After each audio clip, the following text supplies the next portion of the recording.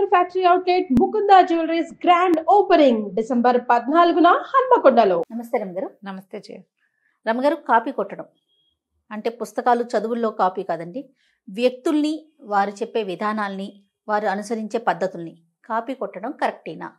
Copy కొట్టడం అంటే ఎవరు వాళ్ళు ఏం చేస్తున్నారో చూసి మనం కూడా అలాగే చేయటం కదా. దీన్ని మనం కాపీగా అనుకోకూడదు, అనుసరించడం అనుకరించడం అనొచ్చు.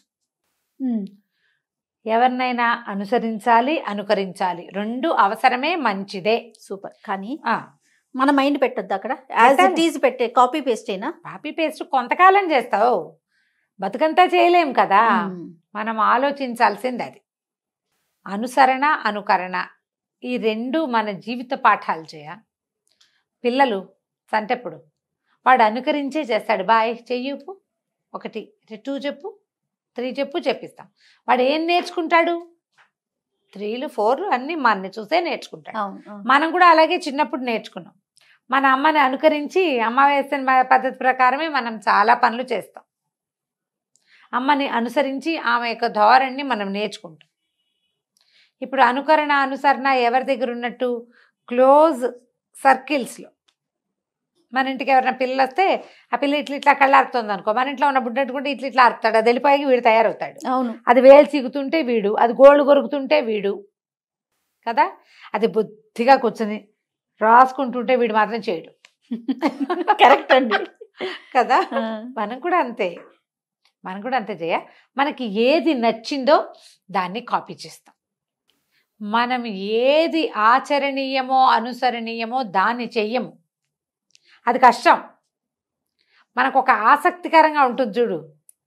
కొంతమంది ఉంటారు, ఇంకోళ్ళు ఉన్నారు, వాళ్ళకి వెగటుగా అనిపిస్తుంది కళ్ళు ఆర్పడం. ఏంటో ఆవిడ ఎంతసేపు అలా ఆడుతుంది, తర్వాత మనకు కూడా వస్తుంది కళ్ళు ఇలా అంటాం. అవునా కాదా? ఎక్కడో చోట ఉండిపోతుంది. కాళ్ళు ఊపటం, ఎవరైనా కాళ్ళు ఊపితే మనం కూడా ఊపుతాం, వాడు వెళ్ళిపోతాడు, ఇది మిగిలిపోతుంది. అవును. హ్యాబిట్స్ చాలా మటుకు, బ్యాడ్ హ్యాబిట్స్ అన్నీ ఇతరులని అనుసరించడం వల్లే వస్తాయి. గుడ్ హ్యాబిట్స్ని అనుకరించటం, గుడ్ థింగ్స్ని అనుసరించటం, ఎనీ గుడ్ థింగ్నైనా కాపీ చేయటం ద బెస్ట్ థింగ్ ప్రపంచంలో. కానీ అది కష్టం. చెయ్యం. కష్టమేమో కానీ చెయ్యం. మీరు అన్న చెయ్యం మనం చేయకుండానే అయిపోతుంది. కాకపోతే ఎప్పుడు కూడా మనం కాపీయింగ్తోనే నేర్చుకుంటాం. మొదలు పెట్టాక మన తరహా అందులోకి ప్రవేశిస్తుంది. ఆటోమేటిక్గా మనదొక ధోరణి ఏర్పరచుకుంటాం. టీచర్లను ఇమిటేట్ చేసే పిల్లలు ఉండరు, 100% ఉంటారండి కదా. అక్కయ్యలను ఇమిటేట్ చేసే చెల్లెళ్ళు ఉండరు, అమ్మల్ని ఇమిటేట్ చేసే పిల్లలు ఉండరా? ఉంటారు. ఫ్రెండ్స్ని ఇమిటేట్ చేసే వాళ్ళు ఉంటారు. ఈ ఇమిటేషన్లో మనం సోషల్ మీడియాలో ఇమిటేట్ చేస్తాం, సినిమా హీరోలను ఇమిటేట్ చేస్తాం. అది కొంత ఎక్స్టెంట్ వరకే ఉండాలి. మన బతుకంతా ఇమిటేషన్గానే ఉండకూడదు. నువ్వేదైనా కొత్తది నేర్చుకునేటప్పుడు వాళ్ళలాగా చేస్తూ ఉండు. తర్వాత నీ తరహా నువ్వు ఏర్పరచుకో. అక్కడితో ఆగిపోవద్దంటారు. మన మైండ్ని కూడా పెట్టాలి. మన మైండ్ ఎప్పుడు పెట్టాలి. మనం అనుకరించడం కూడా మైండ్ పెట్టే చేస్తాం. ఇప్పుడు నువ్వు నీలాగా ఇట్లా హెయిర్ స్టైల్ దూకోవాలంటే నీ ఫోటో 4 సార్లు చూడాలి, నేను చూసి దువ్వాలి. అవునా? బాగుందో లేదో, తర్వాత నీ ఫోటో నా అద్దం 2 చూసుకుని బాగుందో లేదో డిసైడ్ చేసుకుంటాం. అప్పుడు ఇలా ఉంటే నాకు బాగోలేదు, ఇలా ఎలాగో ఉంటే బాగుంటుంది అని నాకు అర్థం అవుతుంది. అవును. బ్రెయిన్ వాడితే పాయింట్ అంతే తప్ప ఇందాక నేను అన్నట్లుగా కాపీ పేస్ట్కి అసలు ఒక్కర్లేదు రమ్మగారు. బ్రెయిన్ అక్కర్లా. అదే కదా, బ్రెయిన్, మీ బ్రెయిన్ వాడండి అని చెప్పడం కోసమే ఇంత ఉపోద్ఘాతం చెప్తున్నాం. సొంత బ్రెయిన్ వాడాలి. కాపీ పేస్ట్ చేయడానికి సొంత బ్రెయిన్కి ఏమీ లేదు కదా. కాపీ పేస్ట్ నేర్చుకుంటే చాలు. మనం అవును తలకాయ ఎలా దూకోవాలో నేర్చుకుంటే చాలు. మీ మొహానికి సూట్ అవుతుందా లేదా అనేది డిసైడ్ ఆన్ యువర్ ఓన్ కదా. You have to decide on your own. ఆ ఓన్ ఎప్పుడు వస్తుంది? నువ్వంటూ ఒకటి ఉంటే అక్కడ, నీ బతుకంతా ఎవరినైనా చూసి చేస్తుంటే కాదు. అప్పుడు అసలు మనకు ఓన్ స్టైల్ ఏది? మన ఓన్ ఐడెంటిటీ ఉండదు కదా. ఉండదు. నువ్వు ఎప్పుడు ఎవరిలాగానో ఉంటూ ఉంటావు. ఎంతసేపు నీలాగా నువ్వు ఉండు. నీలాగా నువ్వు ఉండగలవా అసలు? అది ఆలోచించు. లైఫ్ చేంజింగ్ హ్యాక్స్లో ఇది ఒక పార్ట్. ఎలా రమ్మగారు ప్రాక్టీస్ చేయకపోయినా? ఖచ్చితంగా జయ. మనము ఎప్పుడు కూడా వ్యక్తులు నేను ఇంతే, నాకు ఇలాగే వచ్చు అని చెప్తాం. అవునండి. కానీ నేను ఇంతేనని చెప్పటానికి నోరే తప్ప ఇది ఉందా లేదా లోపల ఉండాలి. నువ్వు కూడా నీకేదైనా నచ్చితే దానిలాగా చేంజ్ చేస్తావు. అప్పుడు నేనింతే ఎలా కుదిరింది కదా. ఈ విషయాలు వస్తువులు చూసేవి చేసే వేషం వాళ్ళు ఎవరో సినిమా యాక్టర్ ఇమిటేట్ చేయటం లేకపోతే ఓ యూట్యూబ్ స్టార్ని ఇమిటేట్ చేయటం కాదు. నేనేంటి అనేది మొదట తెలుసుకోండి. నీకు అవసరమైనప్పుడు కాపీ చెయ్యి, అక్కర్లేనప్పుడు మానే. కాపీ చేస్తూనే నువ్వు బతకక్కర్లా. అన్నిటికీ అంతే చేయ. అందరూ కొన్ని ఫంక్షన్స్కి వెళ్తామా, నేను చూస్తుంటాను సిస్టర్స్ తోడుకోడళ్ళు వీళ్ళంతా ఒకేలా ఉంటారు. బాగుంటుంది ఏదైనా ఫంక్షన్ అప్పుడు అందరూ ఒకే రకం బట్టలు వేసుకోవటం. ఇప్పుడంతా థీములు కదా. అదే బయట కూడా చేయాలంటే చేస్తారా మీరు? అసలు బాగుంటుందా? బాగుంటుందా? మా ఇంట్లో పిల్లలు ఇద్దరు అక్కా చెల్లి కూడా ఒకే రకం బట్టలు వేస్తే ఒప్పుకునేవారు. ఏంటి బ్యాండ్ మేళంలాగా మేము వేసుకోం అని పోట్లాడేవారు పిల్లలు. బ్యాండ్ మేళం పనికిరాదు వాళ్ళకి. బ్యాండ్ మేళాలు ఇష్టపడరు. బ్యాండ్ మేళం అలాగే కదా, అందరూ ఒకే రకం బట్టలు వేస్తే యూనిఫామ్ కదా. ఆ యూనిఫామే ఇలా మా పెళ్ళిళ్ళలో వస్తే మా ఆడపిల్లలంతా మా అక్కయ్య పిల్లలు ఎదురు తిరిగారు. బ్యాండ్ మేళం బట్టలు గిట్లు ఇలాంటివి పెట్టకండి ఏంటది అని వాళ్ళు చాలా ఎగనెస్ట్ దానికి. ఎవరి స్టైల్ ప్రకారం వాళ్ళు ఉంటారు. ఏ రంగుకి ఆ రంగు ఉంటే బాగుంటుంది. అన్నీ కలిపి ఒకే రంగు తెల్ల రంగు చేస్తే ఏం బాగుంటుంది? ఇది ఆ వాక్యం వాళ్ళ విన్నా 20 ఏళ్ల క్రితం చెప్తున్నాను నేను. వేరు కలర్స్ బాగుంటాయి, అన్నీ ఒకే రంగు వేసుకుంటే ఏం బాగుంటుంది? పిచ్చిగా బాగోదు. ఏదైనా సరే కొంత ఎక్స్టెంట్ వరకు అనుసరించండి అమ్మా, అనుసరించండి. ఇప్పుడు నేను ఒక విషయం చెప్పాను, నేను చెప్పినట్టు తూచా తప్పకుండా చెయ్యాలనుకోవద్దు. మీకు అది చేతొచ్చేదాకా చెయ్యండి. తర్వాత మీ స్టైల్లో మీరు చేయండి. వంకాయ కూర చూసాం, దీంట్లో చూసేసాం కుక్కరీ షోలో. నేను చెప్పినట్టు చేస్తేనే కుదురుతుందని చెప్తారు పాపం. ఇలాగే చెయ్యాలి, ఖచ్చితంగా ఇలానే చేయాలని చెప్తారు. చెయ్యి. తర్వాత ఇంకా నువ్వు ఎప్పటికీ సొంతంగా ప్రతిసారి అది ఓపెన్ చేస్తావా? బ్రెయిన్ వాడద్దు. బ్రెయిన్ వాడండి. ఐడియాలజీ సొంతంగా చేసుకోండి.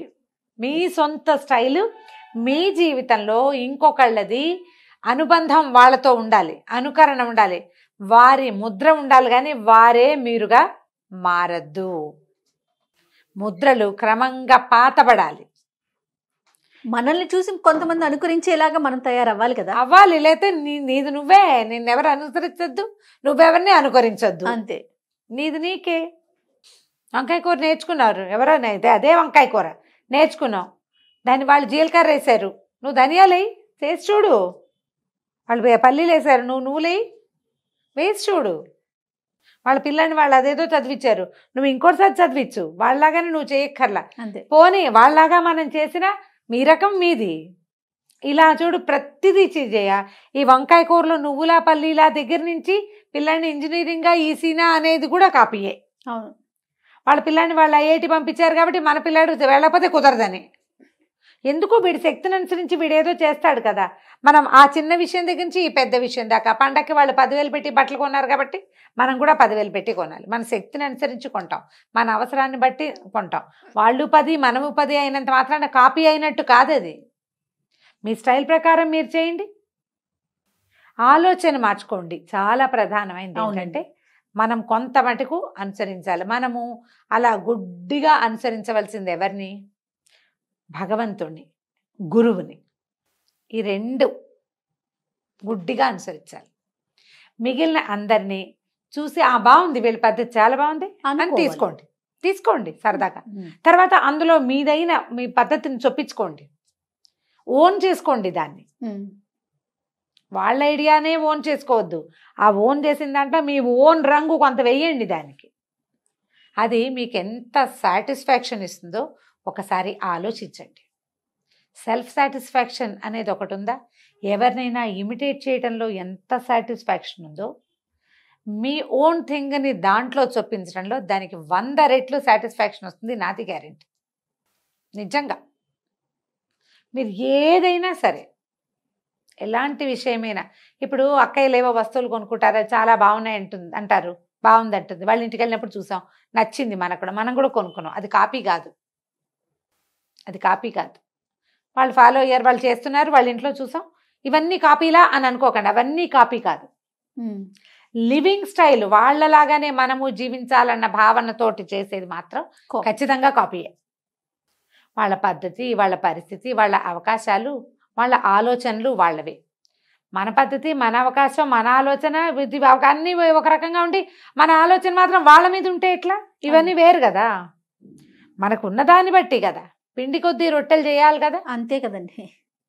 చెప్పు, ఇంత గోధుమ పిండి ఉంది, వాళ్ళ ఇంట్లో ఇంతంత రొట్టెలు చేసుకుంటారు, ఇంత దాంతో 100 రొట్టెలు చేస్తారు, ఎలా తింటారు కదా. ఇలాంటి ఆలోచన దృక్పథాన్ని తగ్గించుకోండి. వాళ్ళు ఎవరో చేశారు, మనం కూడా చేసేయాలి. వాళ్ళు ఎవరికో వచ్చేస్తుంది, మనకు కూడా వచ్చేస్తుంది. లేకపోతే కొన్నిసార్లు పులిని చూసి నక్కవాత పెట్టుకున్నట్టు వాతలు పెట్టుకుంటూ ఉంటాం అనవసరంగా. కొన్ని చోట్ల తెలివి తక్కువగా పప్పులో కాలేస్తాం. ఎందుకు చేశానా ఈ పని అని ఎంత బాధగా ఉంటుందో చెప్పుకోలేము, ఆ సిగ్గు దాచుకోలేకపోతాం, బాధగా ఉంటుంది. అందుకని ముందే జాగ్రత్త పడండి. ఏదైనా చూస్తే మంచి విషయం, ఏదైనా మిమ్మల్ని ఆకర్షించిన విషయం ఉంటే అది మనం చేయగలమా, మనం తూగలమా అనేది ముందు బేరీజ్ వేసుకోండి. తూగలేనిదైతే కాపీ కొట్టద్దు, తూగలిగేదైతే ఇంకా దీనికి మనం ఏం కొత్త రంగు పూయగలం అనేది ఆలోచించండి. పూయగలిగిన దాన్ని తీసుకోండి, అప్పుడు ఈజీగా ఉంటుంది. ప్రధానమైనది ఏంటంటే ఇవన్నీ అసంతృప్తులకి కారణాలు అవుతాయి జయ. మనం ఈ కాపీయింగ్ మెథడ్స్ ఇలాంటివి ఏంటంటే ఎవరినైనా చూసి వాళ్ళనే అనుసరించి ఉంటే మనకు ఒక లోపల ఆత్మ ఒక ప్రత్యేకత కలిగి ఉంటుంది. ప్రతి జీవాత్మ సెపరేటే. ప్రతివాడి నాలుక, ప్రతివాడి కన్ను, ప్రతివాడి మైండ్ వేరేగా ఉంటాయి. దానిని నీ సొంత ఓన్ థింగ్ని గుర్తుపట్టు మొదట. నువ్వు కొంతవరకే, మనం పెరిగే వరకే మనం ఈ ఫాలోయింగ్ ఉంటుంది మనకి. తర్వాత మిమ్మల్ని మీరు ఫాలో అవ్వండి, గుర్తించాలి. మిమ్మల్ని మీరు గుర్తించే ప్రయత్నం చేయండి. ఇదంతా కూడా మనం భగవంతుడిని గుర్తించే మార్గాలు ఇవి. ముందు మనని మనం గుర్తించుకుంటే అప్పుడు దేవుణ్ణి గుర్తిస్తాం మనం. పూజల దగ్గర నుంచి వాళ్ళు ఎవరో గ్రాండ్గా చేశారు, పలానా రకంగా చేశారు, మనం కూడా చేయాలి. వాళ్ళు అది బాగా చేశారు, మనం కూడా చేయాలి. వాళ్ళు అది ఏదేదో బాగుంది, మనం కూడా చేయాలి. అన్నీ ఇంతే పాపం. అవును, ఓన్గా చేసుకోలేకపోతారు, ఆ పద్ధతిని కూడా ఫాలో అవ్వరు పాపం, తెలుసుకోలేకపోతారు జయ. ఎందుకంటే ఇలా ఆత్మ ప్రచోదనం కుదరదు కదా, కుదరక బాధపడుతూ ఉంటారు. మేము స్టార్ట్ చేసాం, మాకు కుదరలేదు, వాళ్ళకు కుదిరింది అంటే వాళ్ళ మీద ఈర్ష్య, అసూయ వస్తాయి. అవును, సెల్ఫ్ డిస్సాటిస్ఫాక్షన్ వస్తుంది. దాని ద్వారా బాధ, ఒత్తిడి, అందులోకి పోవద్దు. కొన్ని కాపీ కొట్టండి, కాపీ కొట్టిన ప్రతి పుస్తకానికి ఒక రంగేయండి కొత్తది. ఆ రంగు మీ సొంత రంగు కావాలి. ఇలా ట్రై చేసి చూడండి, జీవితం ఎంత బాగుంటుందో. రియల్లీ అండి. నమస్తే రమ్మ గారు. నమస్తే.